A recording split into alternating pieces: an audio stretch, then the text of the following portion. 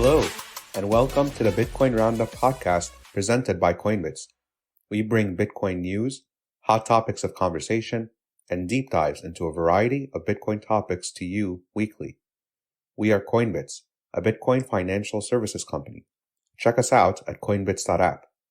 This recording is for informational purposes only. No investment or legal or any other advice should be drawn from this content. And as always, consult an advisor before making any legal or financial decisions. Excellent. Well, thank you for coming on. Let's just get started here. I know that we have some really interesting topics to discuss, and I just want to introduce the space really quickly to kick us off here. So Coinbits is an on-ramp for Bitcoin, and we're adding new features every day so that we started out as like a roundups app, and which means that you link a credit card and you buy things with that credit card, and then we round up your purchases in the nearest dollar and buy Bitcoin with the difference. It's a really easy way to get started with Bitcoin without having to worry about when and how much to buy. Since early days, 2017, when we launched, actually we're the oldest Bitcoin only company left standing here. We've survived 2 bear markets. So it really speaks to kind of the long-term strategy of the company, thinking about building really carefully and deliberately. And since then, we've built out several new features. We can do scheduled buys, so like recurring buys. We call them saving habits.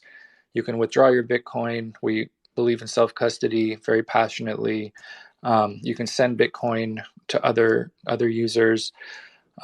We have a Bitcoin IRA coming out soon.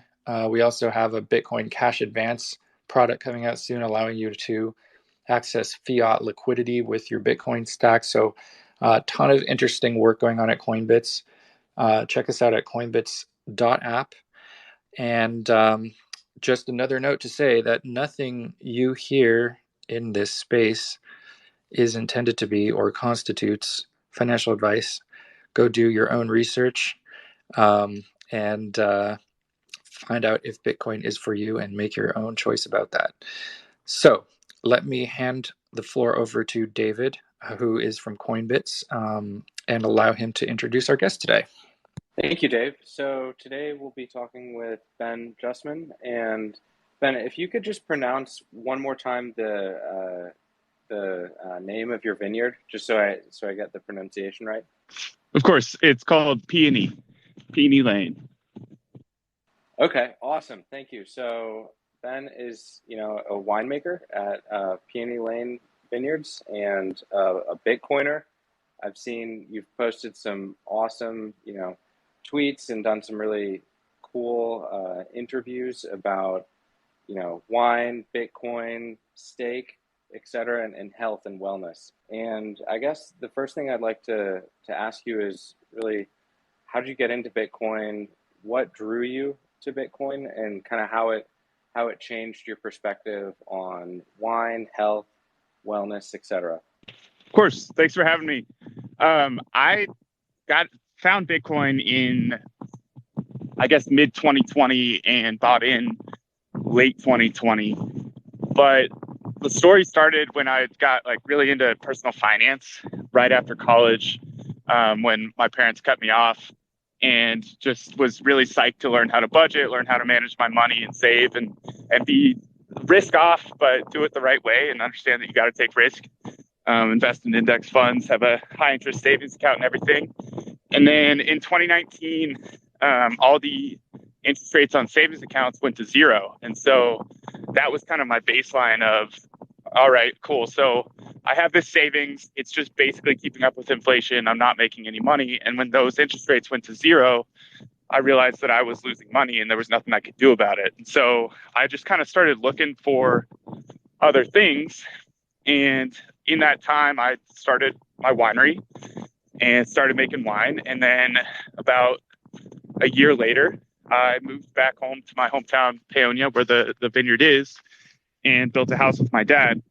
And during that process, I moved in with my best friend from high school, who I didn't know it, but he was a Bitcoiner. And so just in our conversations, it obviously comes up a ton. He's like the smartest guy I know. So I take what he says seriously and just start learning about Bitcoin along the way. So listening to 4 hours of Bitcoin podcasts while I'm building my house.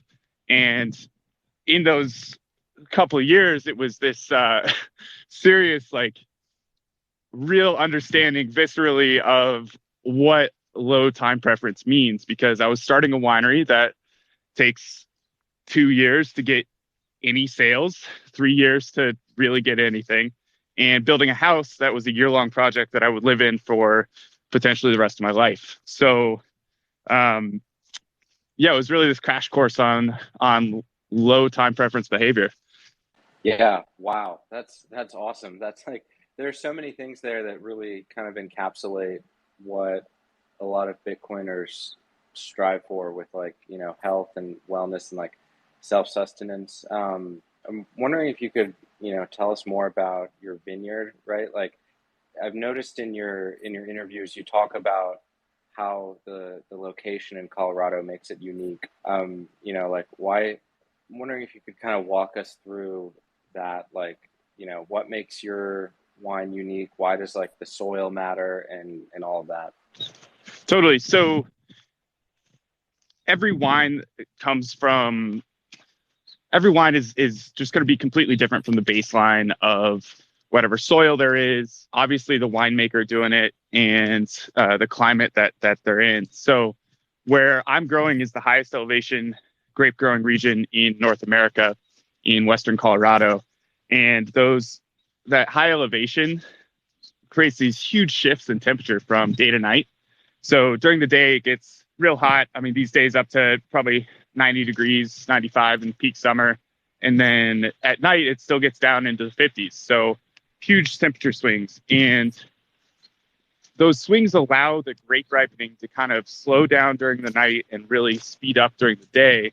And what that expresses itself in is a really vibrant fruitiness and this like electric acidic zing.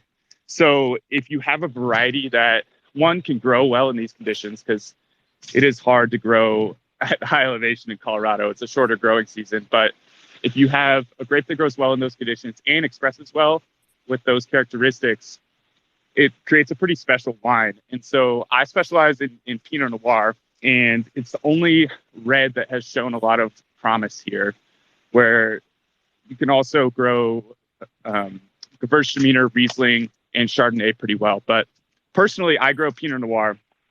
And going back to low time preference is that we basically don't add anything, or we keep as hands off the process in the grape growing process, because we want the grapes to be hardy on their own, to be able to withstand frost or anything. And we don't want to disrupt the microbiome, the full collective of living organisms within the vineyard. So we're not spraying stuff to kill things, kind of just letting it be. And what that does is it allows me to do a wild fermentation once the grapes are picked. So literally I just pick the grapes, crush them, take the stems out, and they ferment on their own without me adding anything. And most vineyards will add like a commercially grown yeast, which you get a more consistent product. You kind of know exactly what you're going to get, but you lose that sense of place, where with a wild fermentation, you get a very more unique flavor and, in my opinion, more interesting, but it just tends to be more complex because you have a lot more going on than just this one yeast strain during the fermentation process. And then all through the winemaking process, I'm keeping that same don't touch things consistency, like don't add stuff, don't manipulate the flavor, just let the grapes express as they're meant to express. And in that, you get a wine that is really just so connected to the place that it's made in.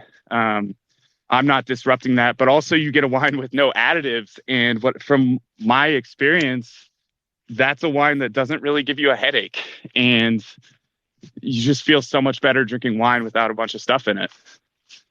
Wow. Wait, that's crazy. If you that last part, I was like, wait, I think that if more people knew that, right? Because a lot of I think a lot of people, don't might like wine, but like, the older you get, the more the headaches come. One thing I wanted to actually ask you about is, how common is this natural process that you just described, and like, are there any drawbacks to it? Like, it sounds awesome, but I'm wondering, like, why isn't everybody doing this? So it's a lot easier on a small scale. Um, that said, it's just, there's like a lot of a risk in not, I'm kind of just like literally just leaving things up to nature and be like, well, it's worked for the last 15 years. I hope it works again whenever I ferment. And it always does. So I'm not terribly worried about it. Another thing is I'm surrounded by organic orchards. So there's no one around me spraying tons of harmful chemicals that would disrupt things for me. If you're surrounded by a bunch of other places that are growing conventionally, it kind of disrupts where you're at, and it makes things harder to do. Additionally, I've just found like when you kind of know how to manipulate something, when you know what you want to create, you end up doing it. It's really hard to hold back from doing something when you feel like you can do something. So once you have the knowledge of being able to be like, hey, I want this wine to taste like this, I want it to taste like that every year, that's what people like, you're going to just keep trying to do that and forcing the grapes on top of it. So I was just in Austin, Texas, and I stopped at Fredericksburg, which is a place with a ton of wineries in Texas. And one winery I went to, they had pretty quality wine, but one of the first things they said was, so we want to make wine like this, but the Texas climate fights us. So we have to do a lot of things to the wine. And to me, I hear that and I'm like, just make Texas wine.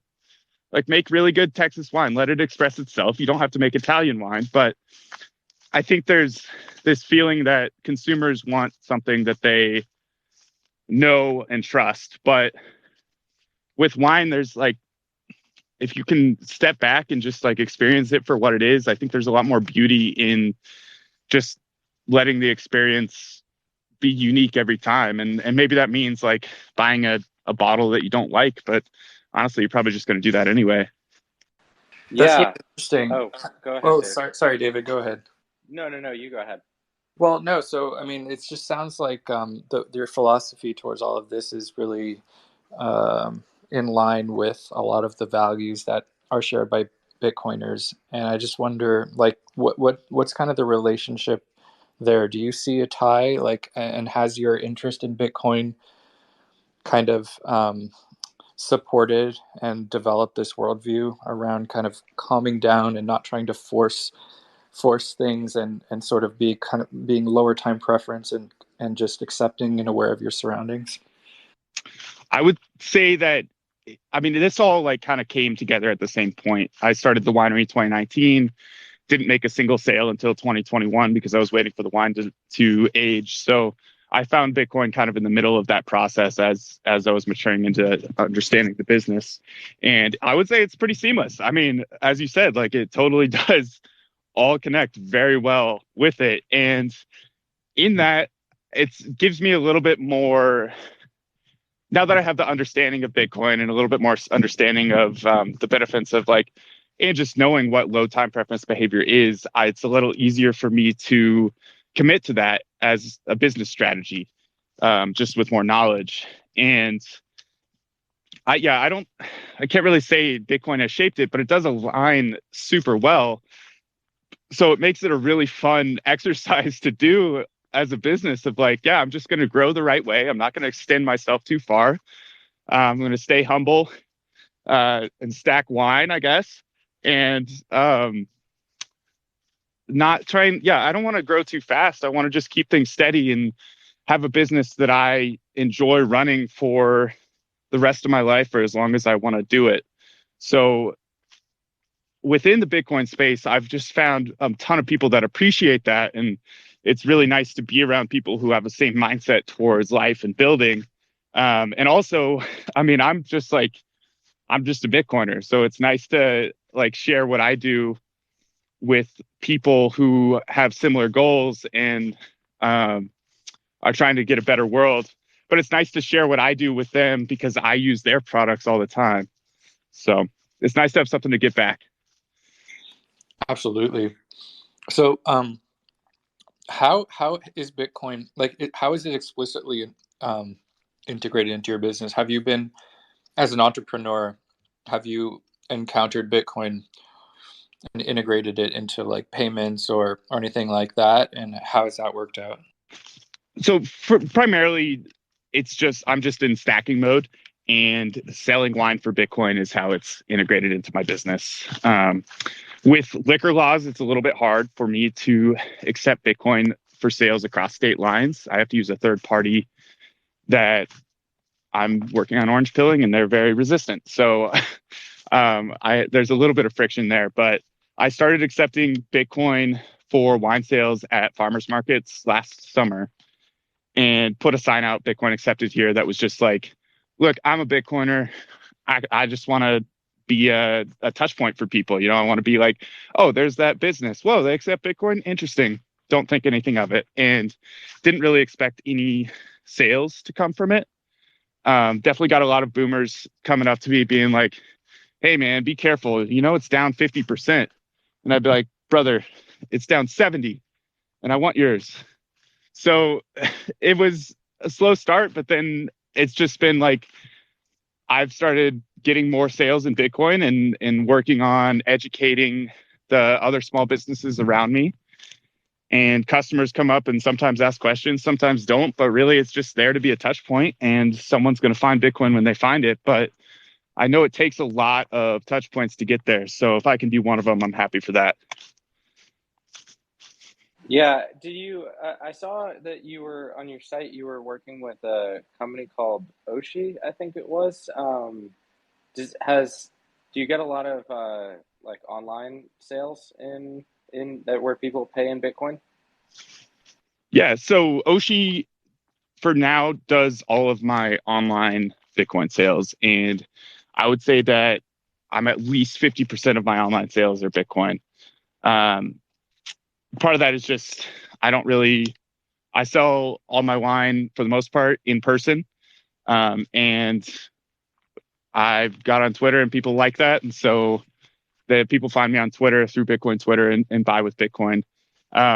There's a little bit of friction there. You do have to pay with Bitcoin and then make a second transaction to pay for shipping and tax and fiat on my website.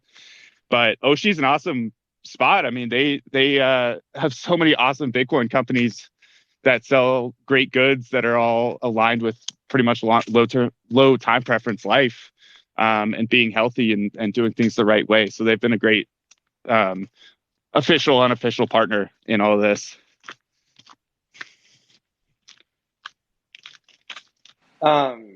There's actually kind of going back a little bit in our conversation. I'm just super curious here. You built your own house. That's you don't hear that very often, especially not so much anymore. And I'm like, how long did that take? Is it done? Are you happy with it? Would you recommend it to somebody else? Like I just think that's so awesome. And you kind of said it so casually. You were like, yeah, built a winery, built my own house, etc. Like that was great. So my dad built houses for his career, and I pretty much grew up in a house that he built my whole life. So it's a bit normalized for me in that sense. But yeah, so I was working as a geologist in Denver, had started the winery as a second thing that I was doing. And then I was already planning on, I guess I was a little apprehensive about moving back to my 2,000 person town, but it was just like, dang, I got to wait a whole nother year for this winery to mature, to be able to get to a point where I can even sell wine. So I got to think of something else to do. I'm not going to continue down the geology career path. There's just this opening that I should build a house with my dad. I mean, he's 75 now. This was a couple of years ago. And so it was kind of like do it now or never do it. And the window was there. So I kind of just went for it. We started I guess I moved home in June, and they had started a little bit before me. It was me, my dad, and one other guy, Jorge, who did everything. And I started in June. They had done a tiny bit before, and we finished in June the next year. So I've been in it for almost 2 years now, coming on June, and it's been great. I'm not in the main house, so it's a 3-bed, 2-bath, and then there's a like completely sectioned off 1-bedroom apartment with a separate entrance and everything on the upstairs, and that's where I'm living, with the idea that once I get married and have a kid, move into the main house when I need more space. But I don't know, it was pretty cool. Like, no, I don't want to ever do it again. My body got destroyed. It's so much work, but also it's very fulfilling. Like I live in it. You know, I remember putting up this specific thing that I look at every day. And while I was building it, looking around being like, dang, my kids are going to be running around here one day. And it's on the property that I grew up on. So pretty fulfilling in that regard. Wow, that was powerful. I thank you for sharing that. I guess I had another question about like how you. I guess you kind of answered this earlier, but with like low time preference. But did did Bitcoin change your perspective on like how you wanted to set up your winery, or was that did you already kind of have a vision and you were just discovering it? You were just discovering like all at the same time. I would say that I kind of just jumped it. Like, I'd never made wine before when I started this winery, and my dad had been making wine. So for 10 years, maybe, and had good success. Like, he was never too big commercially. There was a couple years he sold it when he just had a ton of wine, but his wine was like the it wine in my town that has like 8 other wineries. So I kind of knew there was something special in the vineyard and in the way he was doing it. And full context, I grew up on a farm that my dad wanted to grow all his own food. So in that, he planted a vineyard and started making all his own wine too. And so I saw this low time preference lifestyle from the beginning. I just kind of had to figure out a way to make it my own, and I just wanted to start a business. So kind of just jumped in for it. So to say I had a plan is probably not true. And I was just learning as I go and trying to I had to go slowly because wine just takes forever to do. So Bitcoin, I wouldn't say like shapes things. It probably honestly shaped my view of the wine business the least out of anything in my life, just because wine is inherently low time preference and matches up with Bitcoin so much. That's interesting. I also wanted to ask, so you're talking now about food and growing it. What is pocket steak? Can we get into that? Of course, my favorite subject. Well, so I just had kind of been like thinking that my diet was holding me back in a lot of ways. Like, I just had all this brain fog and wanted to I don't know, just figure things out. And then I met the meat mafia guys last summer that came to my house and saw the vineyard and everything, and was like, damn, they just eat steak all the time. And then I got my first quarter cow and started eating steak a lot more, started feeling a lot better. And then one day I just had a second steak that I was cooking for dinner and brought it skiing, and then realized that was the best ski snack. Plus, you get on the lift and you take a bite out of steak and everyone's like so weirded out and has no idea what's going on. They're either completely disgusted when I offer them a bite, or they call me their hero, that I just had to keep it going. That's incredible. Yellow, did you have anything? Yeah, it's all about those caveman vibes, I think. What? No, I'm saying I have to try it. I haven't tried it yet. Yeah, we got to get you some. Do you put it in a wrapper or something, or straight to the pocket? I haven't raw dogged it before. I usually go in a plastic bag, but I think I got to upgrade my protection there. There could be a business there selling pocket steak holders. There's got to be. Come on, someone. Always use protection for your meat, guys. Yes, always use protection for your meat. You don't want lint on your pocket steak. Excellent. All right. Well, that's a good reminder to announce that you guys, anybody listening who wants to raise your hand and ask a question or get involved in the conversation, just raise your hand and let us know. We can make you a speaker here. Thank you, Yellow, for that astute journalistic question.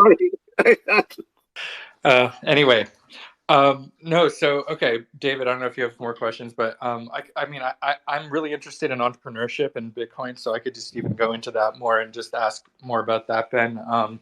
Can take this any direction you want, but in the absence of anything else to talk about, I would love to hear more about, as an entrepreneur, like what advice would you give other potential food entrepreneurs, people who are inspired by the idea of like growing their own food or starting their own vineyard, starting a loan type preface business like that, or even like building a house or like kind of embarking on these major projects. Is there anything you would offer to people who are thinking about making a major shift and kind of diving into a new lifestyle like that? Ooh, maybe we lost Ben temporarily. Hey, can you hear me now?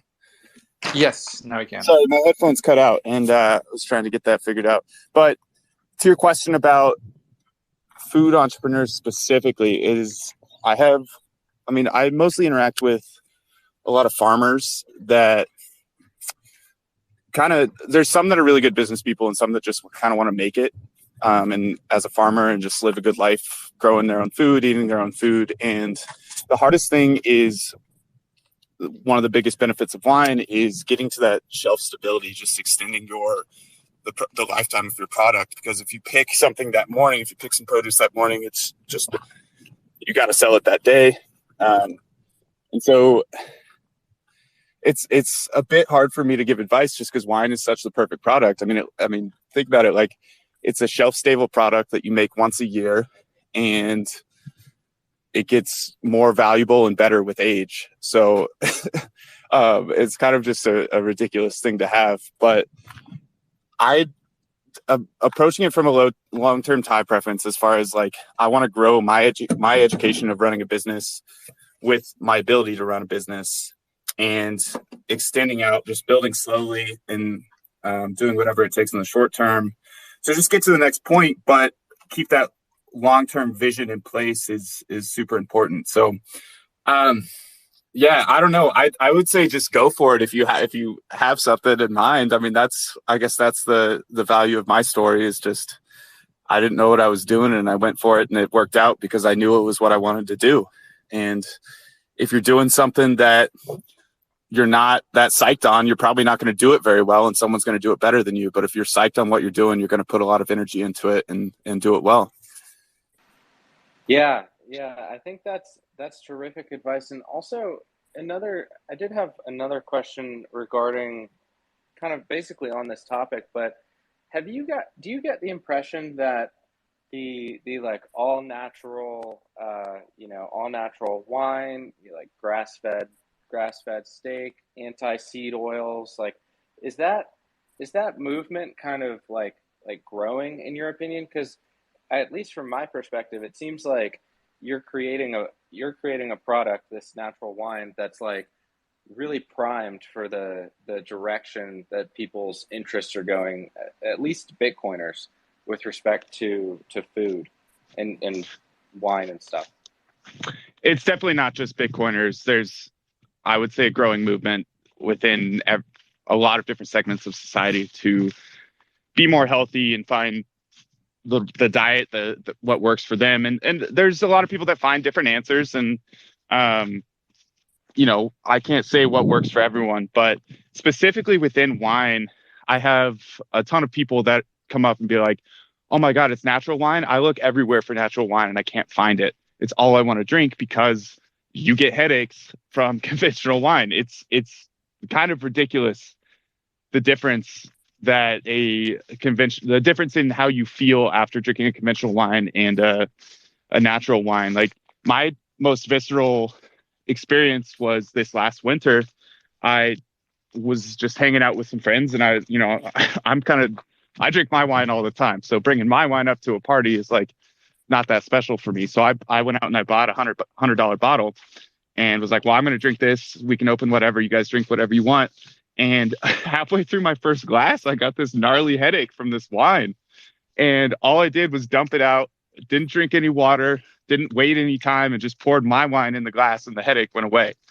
There's probably some psychological stuff with that, but that was a very visceral experience of, oh, cool. So I just get headaches from conventional wine and I don't from natural wine.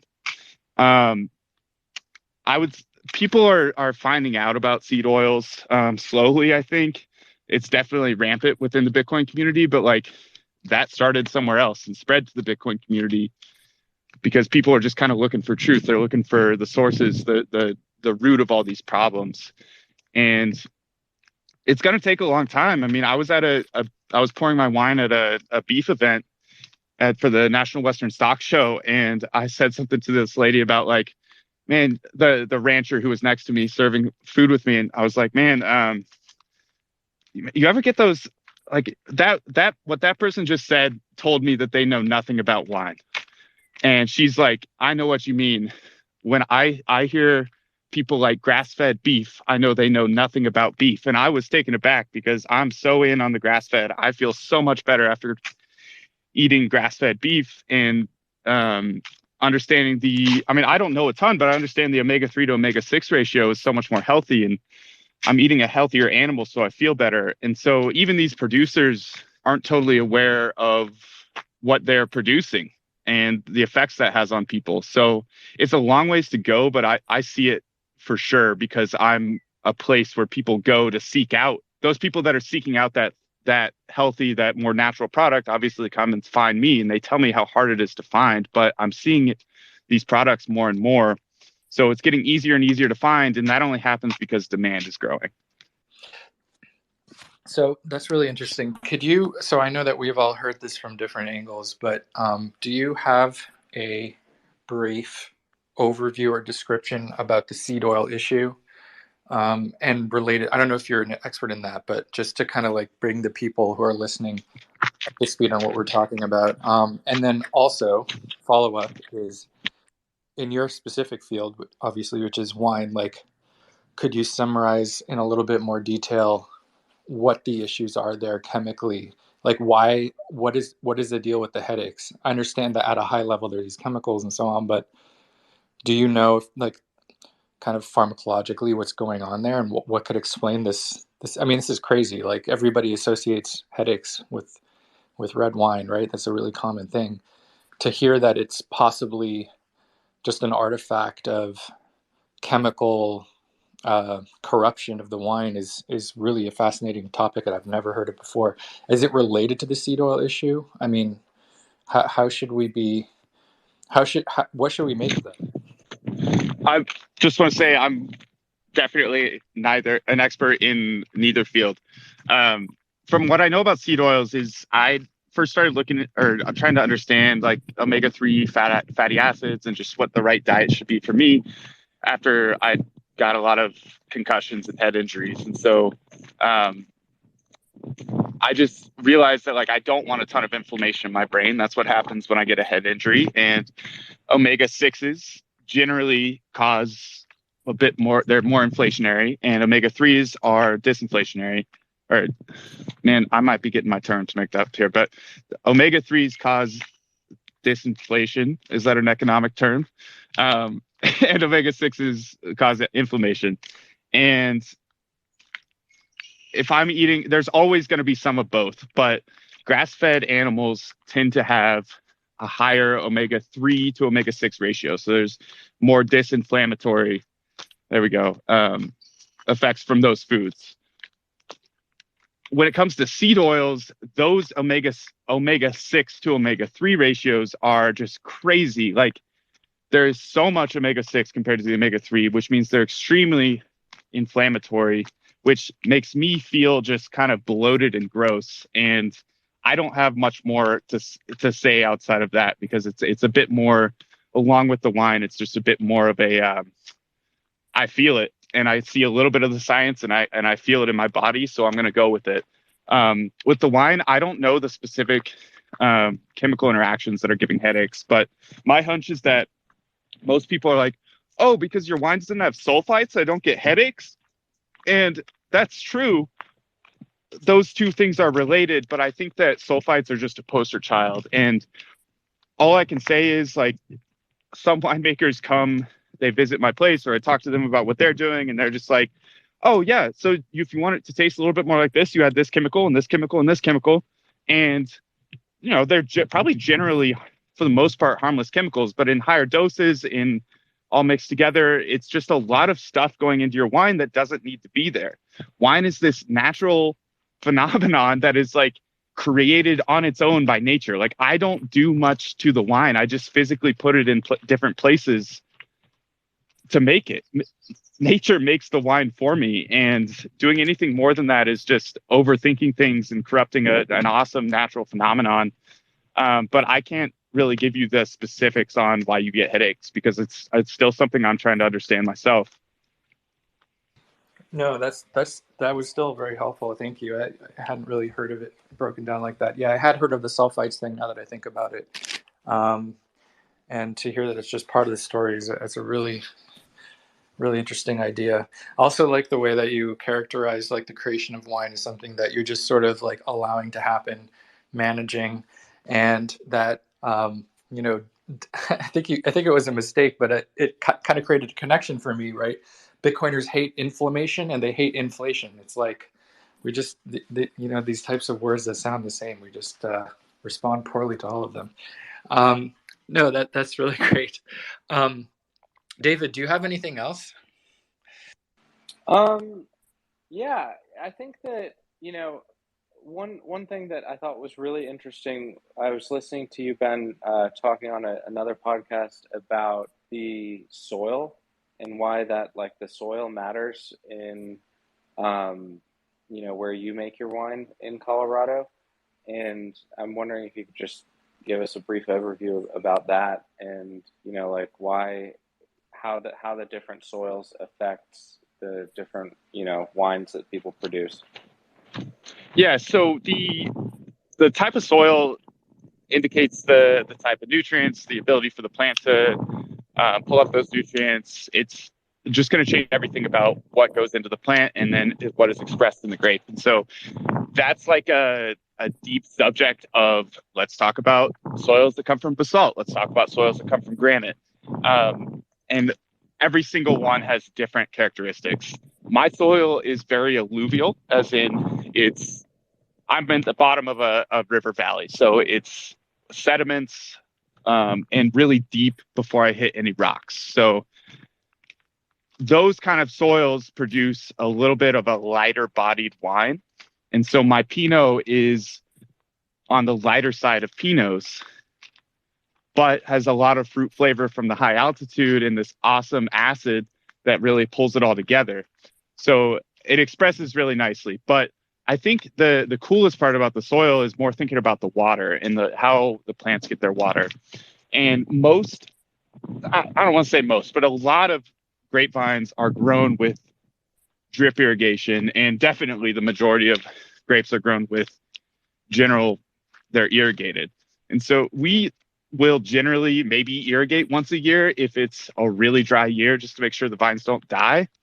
But the idea is that we want those grape roots, which naturally grow super deep, to grow as deep as possible.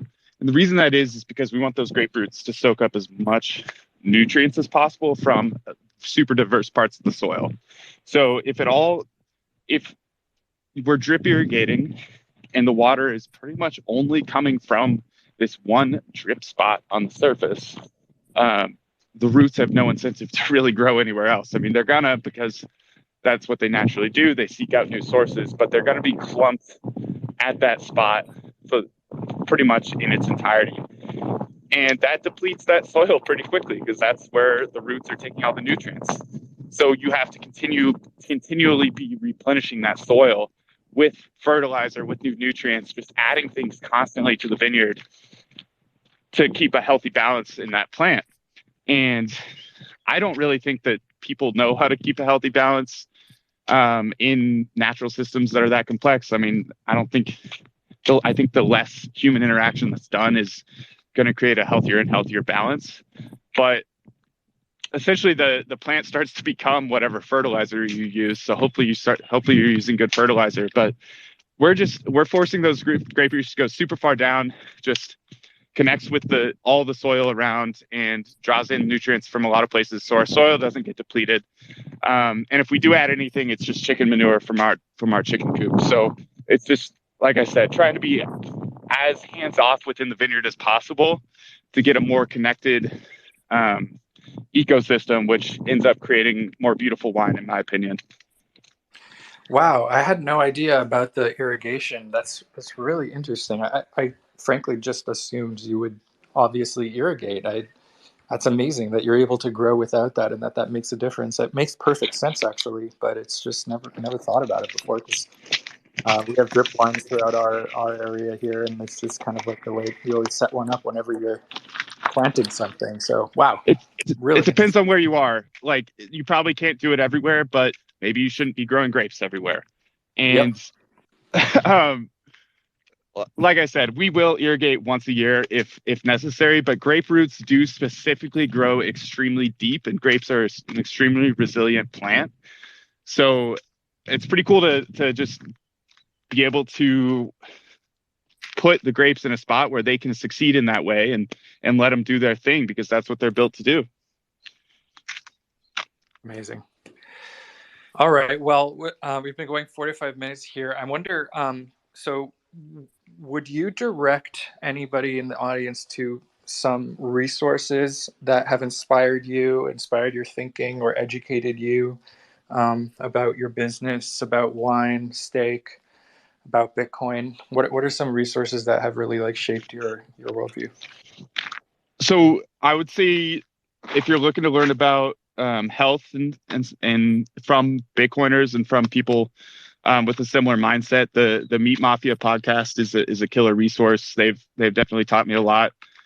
These days, for Bitcoin content, I pretty much listen to Marty and Odell, who I met Odell on that same trip that the Meat Mafia guys were here. I didn't really know who he was, and those two groups of people were at my house, and the Oshi people and Ibex people. Is like this Beef Initiative conference just changed my life, because it fixed my diet. It got me accepting Bitcoin for my wine, and got me to be a huge fan of Matt Odell and what Marty and him are doing. As far as wine goes, like, I obviously make natural wine and ship it all over the United States, but a lot of people that are seeking natural wines will buy from Dry Farm Wines.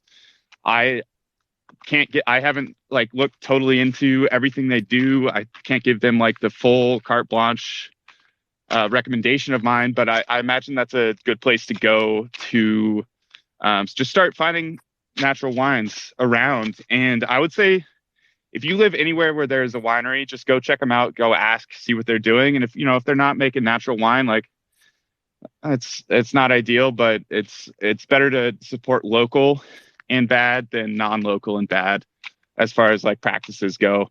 Anything you can do to support your local economy that's what I've learned from Bitcoin, is just support the people you care about. Man, that's awesome, and I think that localism is very much in line with Bitcoin, and what some people think Bitcoin could bring about, which is a more like smaller parallel economies that are all like running in tandem, where people are like just using Bitcoin to transact. So where I live is a lot of food producers. There are a lot of small food producers that come here because it's an amazing spot to grow. And so I kind of grew up with the barter economy, where we would trade a lot of times wine, but any food we had for any food that someone else had. And those relationships are just super, super firm, super deep. Like, you really care about the person who makes your goat cheese, because you love their goat cheese and you want to help them out.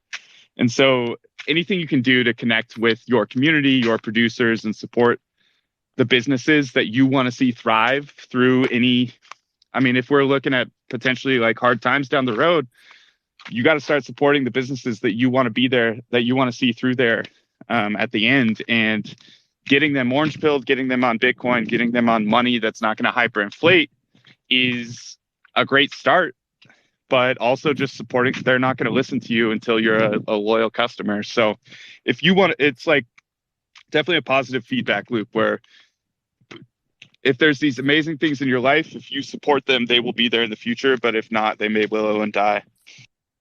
Hey, that actually brings up a thought. So you're talking about these smaller circles and systems of barter and trust.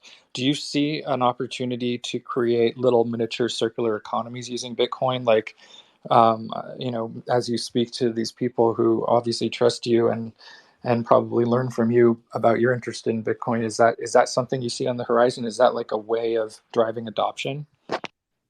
So this is going back to me just wanting to be a touch point for Bitcoin. Is all of last summer I'm selling wine for Bitcoin, and people would see that people come up for Bitcoin and be like, do you get any sales for that? They would ask me like, do you get any sales for that? And yeah, this guy just drove 5 hours to come buy wine because I accepted Bitcoin.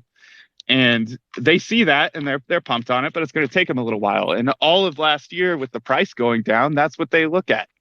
So I think it's going to take a combination of the price going up because that people just listen to that and just seeing other success stories. And so the longer I'm out there selling wine for Bitcoin, the more likely people will be curious, adopt, ask questions, whatever it is. Funnily enough, I have a network of Bitcoiners that I do a lot of trading with, and we almost never use Bitcoin. We pretty much always just trade goods. So that's kind of funny that we don't even use it. But it definitely, when I get paid in Bitcoin from someone, I feel like, just from the merchant's perspective, right? You could give me your dollars, I could go buy Bitcoin with that.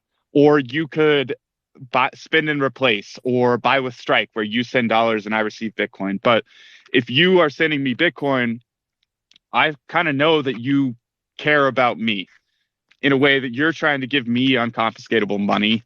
You're trying to put me in a better place. And if I have my setup together, I can accept it in a non-KYC way and build a non-KYC stack.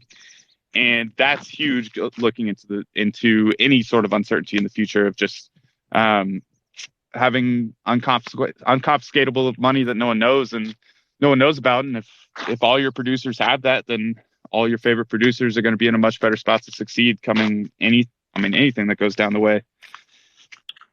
Yeah, 100%. Awesome. All right. Well, guys, this is last call. If anybody wants to raise their hand and ask a question or get involved in the discussion, feel free to do so now, and we'll give you the floor. But in the meantime, I just want to thank Ben again for coming on. Ben, this has been really fascinating. You've made me very hungry and thirsty throughout this conversation. Obviously, I'm sure you hear that all the time. But I'm really interested in getting into natural wine. Honestly, I hadn't even thought about it, and I do get headaches, and I do drink less wine because of it. And but I do love it, and so it's really interesting to kind of find this new opportunity. It's cool. And definitely think more about that pocket stakeholder idea. If you wind up doing it, I want to be named on the patent with you, and we can maybe sell it in our store. Speaking of our store, we are Coinbits. Actually, wait, before I do my little closing, Ben, do you want to just plug like where we should what do you want us to do? Well, I want someone to invent a pocket stakeholder first off. So if anyone's in the audience that does that kind of thing, reach out. But I ship wine all over the United States from my website, peonylanewine.com. It's all in my bio, and I do Bitcoin sales through the Oshi app. Just reach out if you have any questions. I mean, there's a lot of different natural wineries. I honestly I think I make great wine, and but just being more healthy, being more cognizant of what you're going to do is going to create a better world. And I'll just be happy to live in a world with a lot more localism and better wines around. So support your local winery. Amazing. Ben, Thank you again. Ben, one more question, Ben. What is a pocket stake, and does it give you better success with women? Yo, I don't really talk about my dating all that much on Twitter, but I will say that I put a pocket stake on my dating profile things, and it's like basically all the conversations are, and it does all right. So it makes it a lot more fun, definitely, when you have something no one knows what pocket stake is. It's I mean, it's kind of ridiculous. So it definitely piqued girls' attention, I guess. Okay, nice way to avoid both questions I asked, but I'll accept it. Wait, I thought I answered them. What did I avoid? It's okay. You avoided them. Now we know your true colors. You're not a real pocket staker. Oh man, I honestly like pocket steak is way better for ski season than it's going to be for biking season. But those 80-degree days when I'm biking, I'm still going to have to put a steak in my pocket. Isn't pocket steak almost the same as beef jerky? No, come on, get out of here. Pocket steak is Haters. hydrating. Like you're out there skiing, you're thirsty, but it's hard to carry a water bottle, so you carry your water in your steak. It's like right. Plus, like, what if you ever see, like, have you watched Napoleon Dynamite? You know the scene where Napoleon rides up on the bike and Uncle Rico grabs Kip's steak and throws it at him, hits him in the face. It's also a weapon. So try doing that with beef jerky. That's weird that you bring up that movie because I was already thinking about the pocket tots, right? The pocket that was the Napoleon Dynamite. Exactly. Yeah. Okay, I see. It can all be traced back to that. Maybe it is like one of my favorite movies of childhood, so I just kind of grabbed onto that gif of Uncle Rico because I think it's so funny. But I don't know, man. Pocket steak is it's a really awesome snack. It tastes really good, and like when you're getting ready in the morning, it takes like 5 minutes to cook a steak. Or whatever it takes. It's not very long, so it's a super easy thing to just grab and go and put in your pocket. And then the whole day you're like, oh, well, I have a steak. I'm just gonna eat that, and you eat a lot less junk. That's awesome. All right, that's wonderful. Thank you. And so on that note, Ben is a Bitcoiner and a wine producer, a homesteader, and overall awesome dude who's spreading the good word about localism, wine, and food. We are Coinbits. We are a Bitcoin only app for onboarding and orange pilling friends and family. We make it easy to buy Bitcoin, send Bitcoin, self-custody, deposit your Bitcoin with us so that we can custody it for you. If you would like to obtain like a cash advance against your Bitcoin, that's coming really soon. We offer Bitcoin IRAs. That's going to be released in the next few weeks here. And what's cool about a Bitcoin IRA is that you can convert an existing 401k or IRA into Bitcoin. So it's kind of like finding piles of Bitcoin that you already had. So we're really excited for that. That's coming out pretty soon now. It's just in its development testing phases here. So go to coinbits.app. You can sign up for the IRA wait list there. We'll keep you up to date. We can give you early access as soon as it's ready.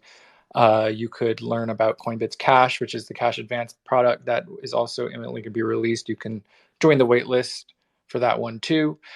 We have all the different features that you might expect from a Bitcoin on-ramp. We do it better in terms of UX from anyone else though. So we make it like the easiest in the industry to self-custody, to auto send to your private wallets, like I said, buy Bitcoin on a schedule. You could do it daily, you could do it weekly, you could also do it bi-weekly, and that's really cool because you can synchronize your DCA to your paycheck the day you get paid, and then you kind of just pay yourself first and thank yourself later. We also have roundups. Does bi-weekly Yeah, mean twice a week or every other week?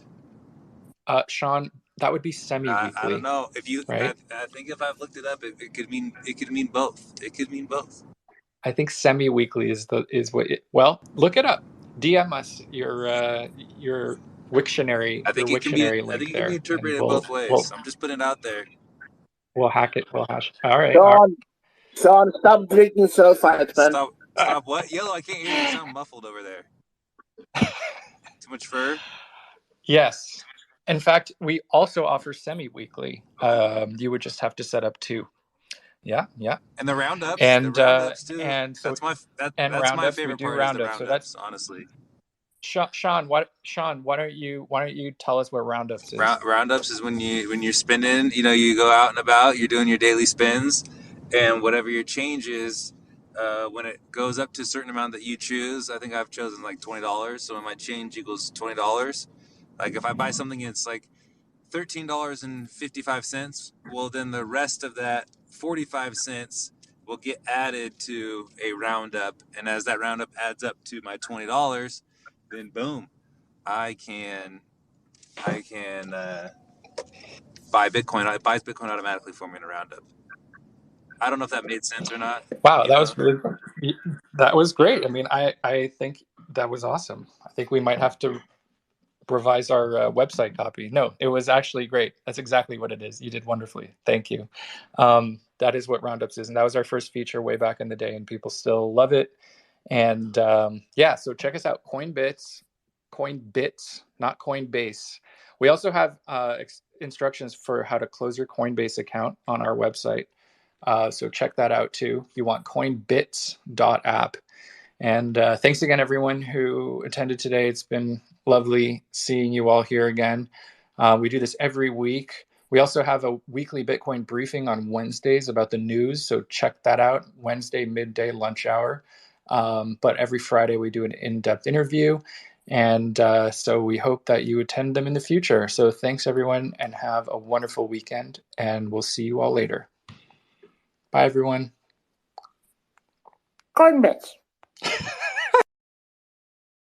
We hope you've enjoyed this episode of the Bitcoin Roundup podcast presented by Coinbits. So what do you think of the conversation? Share your thoughts with us on Twitter @CoinbitsApp, and be sure to subscribe to be notified of our next episode release. Thanks so much for listening, and we'll catch you next time on the Bitcoin Roundup podcast.